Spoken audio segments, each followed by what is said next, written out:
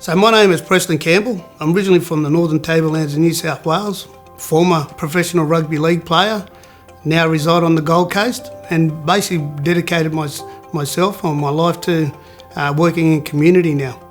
Men's mental health in general, I think, can make so much of a difference to our society. Us as men, if we can understand who we are, I think we can be different in terms of the way we contribute to community. Through my experience, it really humbled me, and it helped me understand the world. It helped me understand a lot about myself. A lot of questions that I had. There was a lot of acceptance, which really opened up this different way of thinking.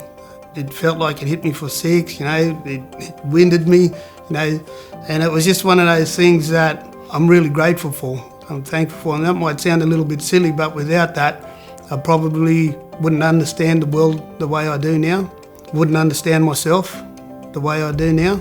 And it's so important that we do share our stories, knowing that there are people out there that are going to be touched, are going to be humbled just like myself, and just to let them know that it's okay. You don't have to do it alone. For me, the magic is, or the medicine is, actually talking about it, understanding it, and confronting it. So I think we've been able to see the cost of anyone that's got a mental illness, the impact that it has, not just on yourself, but on the world around you. And that's the thing that I've learnt most, is that mental illness, if it's not dealt with, it doesn't stay with me. It spreads like wildfire. So the cost of it, when you look at in terms of money, the value, what it costs us is billions and billions of dollars every year. But then the cost of our families, our livelihood is pretty massive, and that's something that is preventable at some sort of level. But the cost of it is enormous if we don't deal with it. For me, I didn't realise my purpose was to make a positive contribution to community. It wasn't until I went through my bout with mental illness that I realised this is my purpose, to share a story, to connect with people, help people understand the importance of connection. So purpose is something that we all need. It gets us out of bed, it drives us, and it's one of those things that keeps us on track.